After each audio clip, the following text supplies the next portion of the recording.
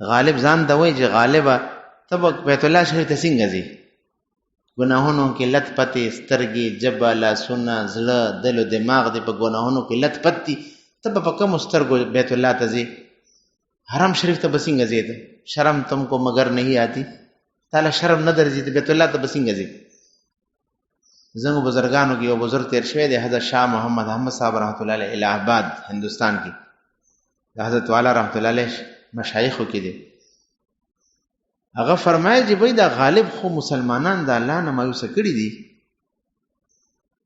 غالب شاعر وایي چې بس یو کس دې بیت الله ته نه ځي، هر یو کس خو خامخا ګنهګار کمې بیشې چا کې نشته.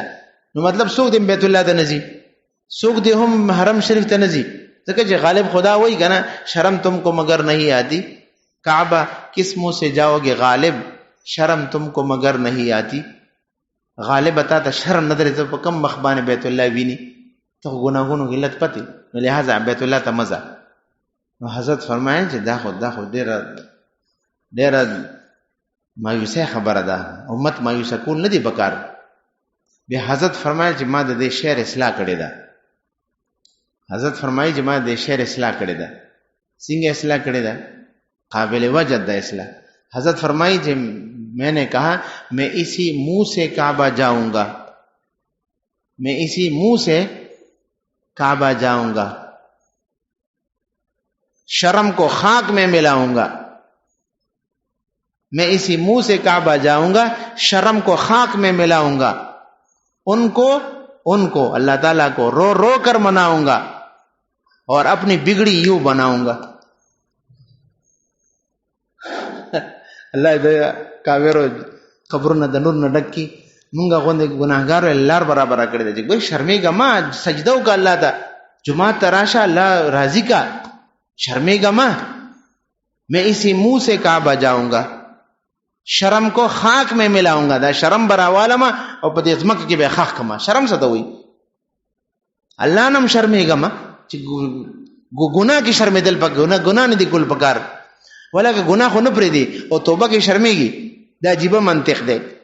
د ګناه کولو کې شرم پرم پکار دی، ګناه نه دی کول پکار، غلا نه دی کول پکار، بد نظری نه دی کول پکار، نه غیبت نه دی کول پکار، پردې مال نه دی خوراک پکار، دی کې شرم پکار دی. ولکه دلته شرم نه درځي، دلته شرم نه درځي او توبه کې شرم درځي. توبه کې شرمېږي، بیت الله شریف ته تک کې شرمېږي، 2 رکعات صلات توبه کې شرمېږي او جناب والا غلط کارونو کی شرم نہ درځي. نو حضرت فرمائی میں اسی منہ سے کعبہ جاؤں گا، میں اسی منہ سے کعبہ جاؤں گا، شرم کو خاک میں ملاؤں گا، ان کو رو رو کر مناؤں گا اور اپنی بگڑی یوں بناؤں گا.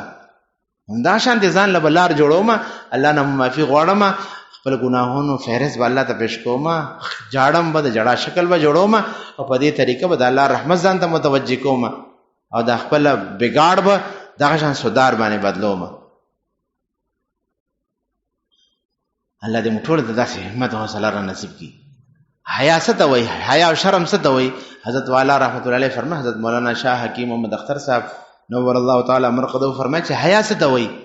ان حقیقت الحیاء ان مولاک لا یراک حیث نهاک. مولا علی قاری رحمت الله په حواله سره د مرقات شرع په حواله سره حضرت د عبارت ویلو چې شرم او حیا څه ته وایي. مونږ وایو کنه الله تعالی شرم نه درځي، یاره تعالی حیا نه درځي، شرم او حیا څه ته وایي؟ حضرت فرمایي چې مولا علی قاری رحمت الله علیه د مشکات په شرع کې مرقات کې دا خبره فرمایله ده، ان حقیقت الحیاء ان مولاک لا یراک حیث نهاک. د حیا او د شرم حقیقت دا دی چې ستا مولا ستا رب تا په هغه ځای کې ونه ویني چې کوم ځای کې منع کړی، چې کوم کار نه منع کړی، کومې خبرې نه منع کړی، کوم حرکت نه منع کړی، هغه کار هغه حرکت او هغه خبره باندې تا ونه ویني، دې ته حیا وایي. ان حقیقت الحیا ان مولاک لا یراک حیث نهاک. دا شرم دی. نو باید ګناه په وخت سړی شرمیږي نه، او کله توبه استغفار موقع راشي نو شرمیږم، ما له شرم راځي. طواف موقع کې تعالی شرم درځي، او د بیت الله شریف چې ملتزم کې تعالی شرم درځي، او په صفا مروه جړه باندې ته شرم درځي دغه ځای د شرم دی دا شرم راواله د ځمکه کې خخ کا او الله ته متوجه شو جړه دا د جړه ځای دی دا خو شیطان ته دې نه مثالای چې دغه د کائنات هغه ځایونه چې دغه ځای کې د کروڑونو عربونو مسلمانانو مغفرت په دې طریقه کیږي 2 رکعات صلات توبه باندې او په سجده باندې او په حرم کې او په مسجد نبوي شریف کې او په ملتزم باندې او په صفا مروه باندې الله دا ځای نه تاسو ته موخی په دې باندې خدای کائنات د ګناهګارانو مغفرت کیږي و ظالم ته شیطان دل کې منع کوي چې دل کې تش تو شرمېږي چې دې ځنه محروم شي انما يدعو حزبه ليكونوا من اصحاب السعير شیطان خپل دوزخی دی او چې دا ټول خلک دوزخیان شي شیطان خپل دوزخی دی خپل غواړي چې ټول خلک دوزخیان شي لہذا دا خبر یاد ساتل پکار دي چې